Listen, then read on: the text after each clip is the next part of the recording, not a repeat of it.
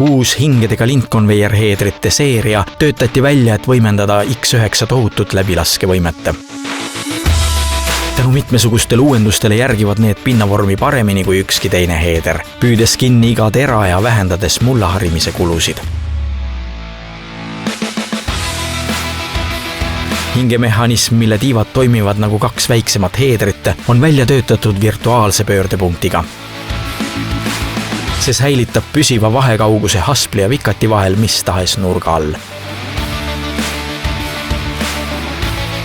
Eriti laiadel terapüüduriga transportööridel on patenteeritud soonmuster, mis takistab väikeste terade mahaveerimist ja põllule kukkumist.